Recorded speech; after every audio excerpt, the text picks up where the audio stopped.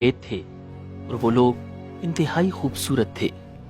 ان میں سے کچھ رسول اللہ صلی اللہ علیہ وسلم کے سرہانے بیٹھ گئے اور کچھ آپ کے پاؤں کی جانب۔ پھر وہ آپس میں باتیں کرنے لگے۔ عبداللہ بن مسعود خاموشی سے سننے لگے۔ ان میں سے ایک نے کہا، ہم نے کسی بندے کو ایسا نہیں دیکھا جسے اتنا مقام دیا گیا ہو جتنا اس نبی کو دیا گیا ہے۔ دوسرا بولا، ان کی آنکھیں سوتی ہیں لیکن ان کا دل بیدار رہتا ہے۔ پھر انہوں نے کہا، ان کی مثال ایسی ہے جیسے ایک سردار نے ایک محل بنایا، پھر اس میں ایک دسترخوان بچھایا اور لوگوں کو اپنی دعوت پر بلایا۔ جس نے دعوت قبول کی اس کا فائدہ ہو گیا، اور جس نے دعوت قبول نہ کی وہ سردار اسے سزا دے گا۔ یہ بات کہہ کر وہ سب اٹھے اور چلے گئے۔ ان کے جاتے ہی رسول اللہ صلی اللہ علیہ وسلم بیدار ہو گئے۔ آپ صلی اللہ علیہ وسلم نے فرمایا، تم نے سنا انہوں نے کیا کہا، اور کیا تم جانتے ہو یہ کون لوگ تھے؟ عبداللہ بن مسعود نے عرض کیا، اللہ اور اس کے رسول زیادہ بہتر جانتے ہیں۔ آپ نے فرمایا، وہ فرشتے تھے، اور انہوں نے جو مثال بیان کی وہ خدائے رحمان کی تھی۔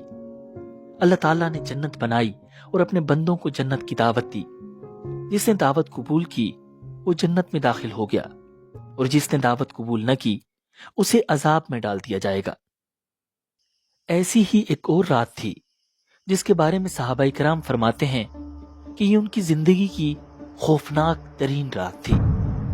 حضرت عبداللہ بن مسعود رضی اللہ تعالی عنہ فرماتے ہیں کہ ایک رات ہم رسول اللہ صلی اللہ علیہ وسلم کے ساتھ تھے کہ اچانک ہمیں احساس ہوا حضور ہمارے درمیان موجود نہیں ہیں۔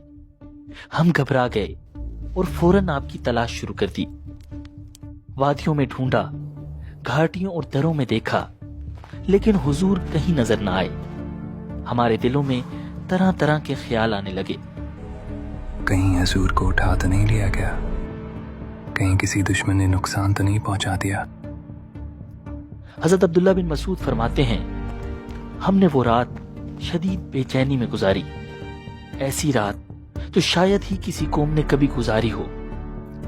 جب صبح ہوئی تو اچانک ہم نے دیکھا کہ رسول اللہ صلی اللہ علیہ وسلم غار حرا کی طرف سے تشریف لا رہے ہیں۔ ہم دوڑ کر قریب گئے اور عرض کیا، یا رسول اللہ صلی اللہ علیہ وسلم، ہم نے آپ کو ساری رات تلاش کیا اور بہت خوف کے عالم میں رات گزاری۔ تب رسول اللہ صلی اللہ علیہ وسلم نے حقیقت بیان فرمائی۔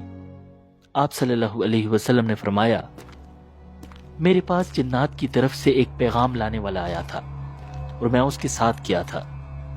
میں نے جنات کے سامنے قرآن کی تلاوت کی۔ پھر حضور ہمیں اپنے ساتھ لے کر گئے اور فرمایا، یہ دیکھو، یہ ان کے قدموں کے نشان ہیں اور یہ ان کی آنکھ کے نشانات ہیں۔ صحابہ نے زمین پر وہ نشان اپنی آنکھوں سے دیکھے۔ روایات میں آتا ہے کہ جنات نے نبی اکرم صلی اللہ علیہ وسلم سے کئی ملاقاتیں کی اور آپ سے دین سیکھا، جس سے پتہ چلتا ہے کہ قرآن صرف انسانوں کے لیے نہیں بلکہ جنات کے لیے بھی ہدایت ہے، اور محمد رسول اللہ صلی اللہ علیہ وسلم صرف انسانوں کے نہیں بلکہ جنات کے بھی رسول ہیں۔ ویڈیو مکمل دیکھنے کا شکریہ۔ اگر آپ کے ساتھ بھی کبھی جنات سے متعلق کوئی واقعہ پیش آیا ہے تو کامنٹس میں ضرور بتائیے گا۔ ویڈیو کو لائک اور شیئر کیجیے۔ مجھے دیجیے اجازت۔ اللہ نگہبان۔